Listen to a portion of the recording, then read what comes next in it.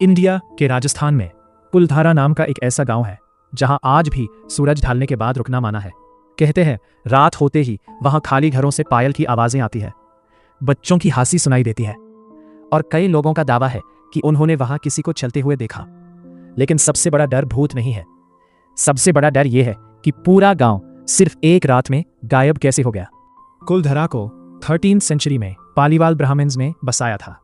ये लोग सिर्फ अमीर नहीं थे बल्कि बहुत इंटेलिजेंट भी माने जाते थे। रेगिस्तान में जहां पानी बहुत मुश्किल से मिलता था, वहां पालीवाल ब्राह्मण्स ने एक ऐसी टेक्निक बनाई जिसे खदीन सिस्टम कहा जाता था।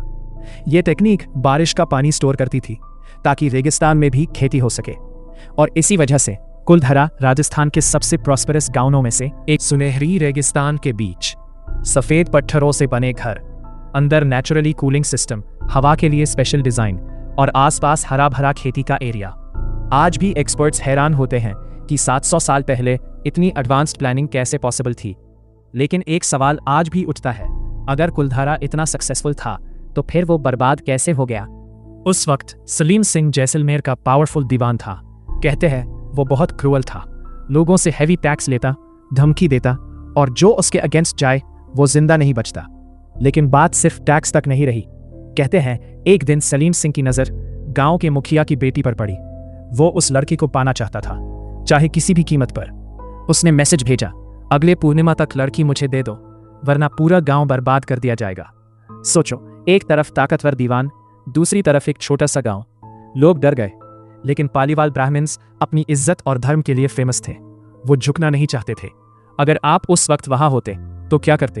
अपनी फैमिली बचाते या पूरे सिस्टम के खिलाफ खड़े होते? कहते हैं एक रात सीक्रेटली पंचायत बुलाई गई। सिर्फ कुलधारा नहीं, आसपास के 88 गांव के लोग भी आए। रात भर चर्चा हुई और फिर एक ऐसा फैसला लिया गया जो हिस्ट्री बन गया। वो लड़की नहीं देंगे। लेकिन इसका मतलब था सलीम सिंह का अटैक, मौत, तबाही और शायद पूरी कम्युनिटी का अंत। तब सबने मिलकर डिसाइड किया, हम ये जगह ही छोड़ देंगे। सोचो, एक ही रात में हजारों लोग अपनी पूरी जिंदगी पैक कर रहे होंगे। बच्चे, बुजुर्ग, औरतें सब बिना आवाज के निकल रहे होंगे। ना किसी ने रोना अलाउ किया, ना शोर, क्योंकि अगर सिपाहियों को पता चल जाता तो कोई बच नहीं पाता। और फिर रात के अंधेरे में 88 गांव। लेकिन इतने सारे लोग एक साथ गए कहाँ? और सबसे अजीब बात, आज तक उनका एग्जैक्ट रिकॉर्ड क्यों नहीं मिला। सुबह जब सलीम सिंह के सिपाही आए तो पूरा एरिया खाली था। ना लोग, ना आवाजें, सिर्फ सन्नाटा। खाने के बर्तन वही पड़े थे, दरवाजे खुले हुए थे, जैसे लोग बस कुछ देर पहले ही निकले हों। और सबसे अजीब चीज, किसी घर में लूटपाट नहीं हुई थी। इसका मतलब लोग प्लानिंग के साथ गए थे, पैनिक में नहीं। कहते हैं गांव छोड़ते वक्त पालीवाल ब्राह्मण्स ने एक श्राप दिया था, जो भी यहां बसने की कोशिश करेगा वो कभी खुश नहीं रहेगा। और तब से कुलधारा को श्रापित माना जाने लगा। आज कुलधारा को गोस्ट विलेज कहा जाता है। कई टूरिस्ट्स और पैरानॉर्मल इन्वेस्टिगेटर्स ने क्लेम किया कि उन्हें रात में अजीब आवाजें सुनाई दी।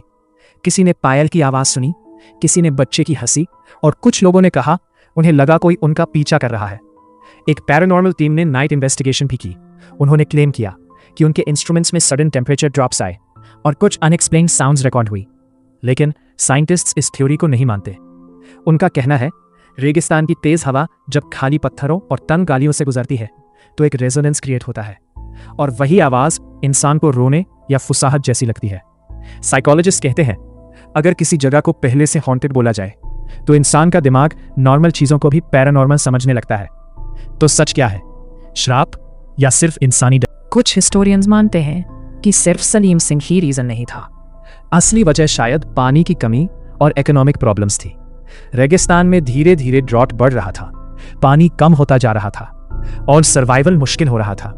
तो हो सकता है कि सलीम सिंह वाली स्टोरी बाद में ऐड हुई हो ताकि लोगों के माइग्रेशन को एक ड्रामेटिक रीजन दिया जा सके। लेकिन प्रॉब्लम यह है कि एग्जैक्ट प्रूफ आज भी किसी के पास नहीं है।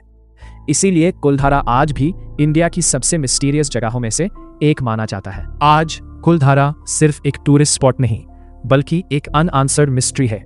एक ऐसा गांव जो हमें याद दिलाता है कि कभी कभी लोग इज्जत और सेल्फ रिस्पेक्ट के लिए अपना सब कुछ छोड़ देते हैं, और शायद इसीलिए रात होते ही आज भी वहां सन्नाटा और भी हैवी लगने लगता है। क्या आप कुलधारा में रात गुजारना चाहेंगे, या आपको लगता है ऐसी और रियल मिस्टीरियस स्टोरीज चाहते हो, तो चैनल सब्सक्राइब करना मत भूलना।